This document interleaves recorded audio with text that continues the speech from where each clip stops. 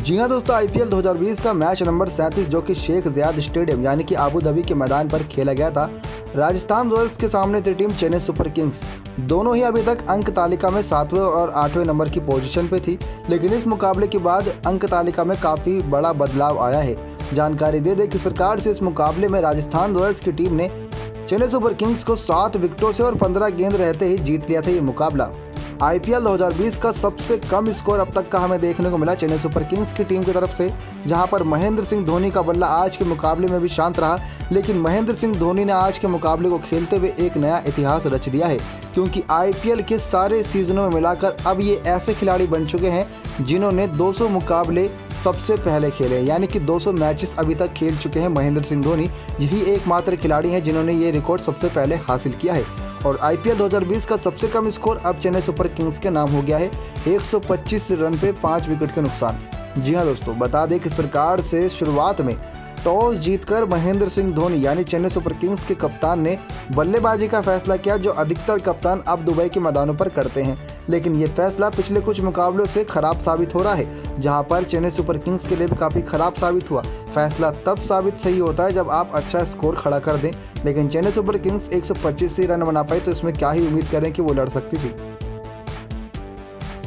बल्लेबाजी शुरुआत करने के लिए एक बार फिर से फैफ डु प्लेसी और सैम करन की जोड़ी को उतारा गया। सैम करन की थोड़ी बहुत गणित समझ नहीं आ रही, क्योंकि महेंद्र सिंह धोनी जिस हिसाब से खेलते हैं तो कहीं ना कहीं सैम करन को हटाकर शेन वॉटसन ही फैफ डु प्लेसी के साथ सही रहते थे, क्योंकि अगर ये दो बल्लेबाज अच्छी शुरुआत दिलाते थे तो बाद में फिर मिडिल ऑर्डर अपना आप संभाल लेता था। अंबाती रायडू की टीम को कमी कर ली थी शुरुआती कुछ मैचेस के बाद, लेकिन उनकी कमी पूरी हो गई। अब हमें साफ देखने को मिल रहा है कि चेन्नई सुपर किंग्स की टीम का मिडिल ऑर्डर बिना सुरेश रैना के पूरी तरीके से बिखर चुका है। Sam Curran Faf du Plessis की जोड़ी ज़्यादा कमाल नहीं दिखा पाई। 25 गेंदों पर 22 रन बना पाए थे Sam Curran. Bowler Suresh Gopal ने विकेट ली, कैच पकड़ी थी जॉस बटलर ने। फैफ डु प्लेसी की विकेट भी जॉस बटलर ने पकड़ी थी, लेकिन गेंदबाज थे जोफ्रा आर्चर। 9 गेंदों में 10 ही रन बना पाए थे फैफ डु प्लेसी। इनकी विकेट लेकर इनको जल्दी चलता कर दिया। अब हमें देखने को मिला किस प्रकार से ये दो बल्लेबाज जल्दी आउट हो गए थे, तो कहीं ना कहीं चेन्नई सुपर किंग्स की टीम के ऊपर काफ़ी दबाव बन गया था। अब दबाव की बात कर ही रहे हैं तो इतने में शेन वॉटसन का विकेट भी गिर गया था, क्योंकि 3 गेंदों में 8 ही रन बना पाए थे, 2 चौके मारे थे। बावजूद इसके इन्होंने जब तीसरी गेंद खेली तो बॉलर कार्तिक त्यागी ने कैच पकड़वाई राहुल तेवतिया को और शेन वॉटसन को भी चलता कर दिया। 50 रन से पहले अब चेन्नई सुपर किंग्स की टीम की 3 विकेट हो चुकी थी। लेकिन हम बात कर रहे हैं 3 विकेट की कि इतने में अंबाती रायडू अब बल्लेबाजी करने के लिए आए और बॉलर थे राहुल तेवतिया। 19 गेंद खेल चुके अंबाती रायडू, जो कि अब पूरी तरीके से सेट माने जा सकते थे। बावजूद इसके उन्होंने बड़ी गलती की और कैच पकड़ी संजू सैमसन ने। 2 ही चौके लगा पाए थे अपनी इस पारी में और इनको चलता कर दिया। 4 विकेट बड़ी ही तेजी से गिर गई थी चेन्नई सुपर किंग्स की टीम की। अब बारी थी महेंद्र सिंह धोनी की। जी हाँ दोस्तों, जहाँ अभी तक महेंद्र सिंह धोनी के साथ थे अंबाती रायडू, अब अंबाती रायडू के विकेट गिरने के बाद महेंद्र सिंह धोनी अकेले पड़ गए थे। लेकिन दूसरी तरफ चेन्नई सुपर किंग्स के वो खिलाड़ी आए बल्लेबाजी करने के लिए जो चेन्नई सुपर किंग्स की टीम में अब महेंद्र सिंह धोनी की कमी को पूरा कर रहे हैं। उनका नाम है रविंद्र जडेजा। पिछले मुकाबले में हमने देखा था रविंद्र जडेजा के बल्ले से 11 गेंदों में 33 रन की शानदार पारी आई थी। बावजूद इसके टीम कहीं ना कहीं मुकाबला अब लगातार हार भी रही है। आज के मुकाबले में भी रविंद्र जडेजा ने पारी को संभाले रखा, लेकिन दूसरे छोर से महेंद्र सिंह धोनी का बल्ला आज के मुकाबले में भी शांत रहा। जी हाँ दोस्तों, कह सकते हैं कि भले से ही 50-60 रन में ही 4 विकेट गिरा दी हो, लेकिन महेंद्र सिंह धोनी रविंद्र जडेजा के बीच एक पार्टनरशिप पनप रही थी। पार्टनरशिप ऐसे पनप रही थी कि ये दोनों अच्छे से खेल तो रहे थे, लेकिन चौके छक्के के पीछे नहीं जा रहे थे। सिंगल डबल में ही ओवर निकाल रहे थे ताकि लास्ट के 2 ओवरों में ये रन बना सकें। लेकिन महेंद्र सिंह धोनी का आप जानते हैं पिछले कुछ मुकाबलों में इनका यही हाल रहा है कि शुरुआत में ये टिक्के खेलते हैं, आखिरी ओवर तक मैच जाने की कोशिश करते हैं और अपना बल्ला तभी घुमाते हैं, लेकिन इससे पहले ये बल्ला घुमाते ना ही कैच आउट हुए, ना ही विकेट आउट हुए, ना ही LBW आउट हुए। ये आउट होगा रन आउट। अब इसमें ना ही इनकी गलती थी, ना ही सामने खड़े और बल्लेबाज की, क्योंकि बड़ी ही बारीकी से जोफ्रा आर्चर के रन आउट के थ्रो पर ये आउट होकर चलते बने। 28 गेंदों में 28 रन की पारी खेली थी महेंद्र सिंह धोनी ने। ये वो महेंद्र सिंह धोनी नहीं है जिसे हम जानते हैं, क्योंकि 28 गेंदों में तो ये अपने अर्धशतक कर लेते थे और अगर अर्धशतकीय पारी खेलते तो कहीं ना कहीं 150 से प्लस का स्कोर जा सकता था आसानी से, क्योंकि दूसरे छोर पर रविंद्र जडेजा पूरा हाथ खोलने की कोशिश कर रहे थे। लेकिन कहीं ना कहीं जब महेंद्र सिंह धोनी आउट हो गए तो रविंद्र जडेजा भी अब पूरी तरीके से बंध चुके थे कि इनको दूसरा छोर संभाले रखना है। इनका साथ देने के लिए केदार जाधव आए। केदार जाधव की पारी को आप जानते ही हैं किस प्रकार से ये टेस्ट मैच खेल रहे हैं आईपीएल के मैदान पर। 7 गेंदों में 4 रन की पारी नाबाद खेले, लेकिन एक भी चौका ना ही छक्का मार पाए। अब ये लगा लीजिए कि लास्ट के 2 ओवरों में अगर इन्होंने 7 गेंद खेली तो इसमें 7 गेंदों में कम से कम इन्हें 15 प्लस रन तो बनाने ही चाहिए थे। इसके बावजूद ये सिर्फ 4 ही रन बना पाए। इनके बल्ले पे गेंद आ ही नहीं रही थी, बाउंसर पे बाउंसर जा रही थी, जिसकी वजह से इनके इस खराब प्रदर्शन की वजह से टीम को अंत के ओवरों में भी रन नहीं मिल पाया। रविंद्र जडेजा ने अच्छी बल्लेबाजी करते हुए स्कोर को भी आगे बढ़ाए रखा और अच्छा रन भी बनाया। 30 गेंदों में 35 रन की पारी चेन्नई सुपर किंग्स की टीम की तरफ से सबसे ज़्यादा रनों की पारी रविंद्र जडेजा ने ही खेली। एक ऑलराउंडर के रूप में रविंद्र जडेजा बल्लेबाज के रूप में भी काफ़ी कारगर साबित हो रहे हैं चेन्नई सुपर किंग्स के लिए। महेंद्र सिंह धोनी का बल्ला शांत है, कप्तानी में भी कुछ अच्छा खास नहीं कर पा रहे हैं।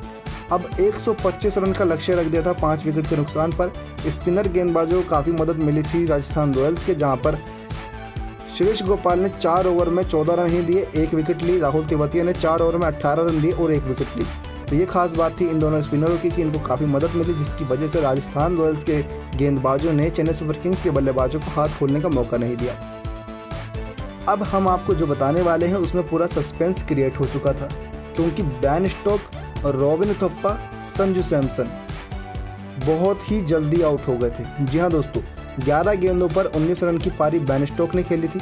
कोशिश इनकी ये थी कि जल्द से जल्द मैच को ख़त्म किया जाए ताकि जो रिक्वायर्ड रन रेट है उसको कम करा जाए और जो नेट रन रेट अंक तालिका में इनका माइनस में है उसको प्लस में कर लिया जाए, क्योंकि इनके पास आज अच्छा मौका था ज़्यादा गेंदों से जीतना और ज़्यादा विकेटों से जीतने का मुकाबला, क्योंकि 125 रन ही बनाने थे।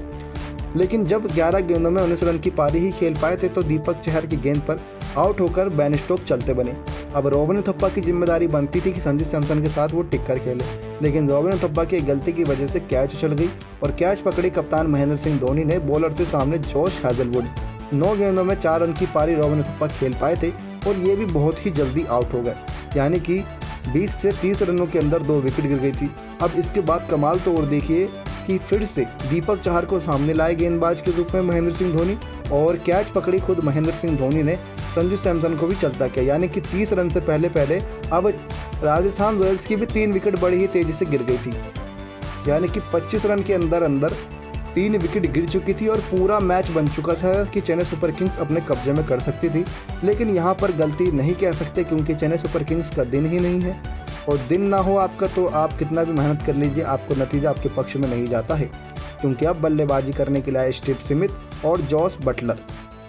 ये 2 ऐसे खिलाड़ी हैं जो अपने आप में ही मैच विनर की भूमिका निभाते हैं और मैच विनर की भूमिका इन दोनों ने बहुत ही बेहतरीन तरीके से निभाई। एक छोर पे खड़े रह के स्टीव स्मिथ ने कप्तानी पारी खेली, दूसरे छोर पे खड़े रह के जॉस बटलर ने अपनी जो रोज की पारी खेलते हैं वही पारी खेल कर मैच को जिताया, यानी कि 3 ही विकेट गिरे थे 25 रन के अंदर और अब बनाने थे 100 रन, जो कि काफ़ी ज़्यादा हो गए थे एक समय पे, क्योंकि जब आपके 3 मेन बल्लेबाजों के विकेट शुरुआत में गिर जाए और आपके सामने इतनी कठिन परिस्थिति आ जाए तो प्रेशर में आप मैच नहीं खेल सकते। इससे पहले भी राजस्थान रॉयल्स की टीम कई बार मिडिल ऑर्डर की वजह से मैच हार चुकी है, लेकिन मिडिल ऑर्डर को संभालने के लिए स्टीव स्मिथ और जॉस बटलर ने अपने आप को पूरा साबित करा। स्टीव स्मिथ ने कप्तानी पारी खेलते हुए जहां पर इन्होंने देखा कि जॉस बटलर सामने अच्छी बल्लेबाजी कर रहे हैं, उनको छोर पे लाते थे और वो अपना हाथ खोलकर बल्लेबाजी कर रहे थे। दूसरे छोर को संभाले रखा था स्टीव स्मिथ ने, इसीलिए 34 गेंदों पर सिर्फ 26 ही रन बना पाए स्टीव स्मिथ, क्योंकि ये चौके छक्के के पीछे नहीं बल्कि सिंगल के पीछे भाग रहे थे।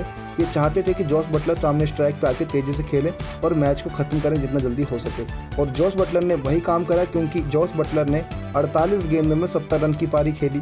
48 गेंद इसलिए इन्हें लग गए क्योंकि शुरुआत में 3 विकेट ज़्यादा तेजी से गिर गए थे, तो इन्हें 10-15 गेंद अपने आप को टिकाने में लग गए कि अब विकेट ना खोए।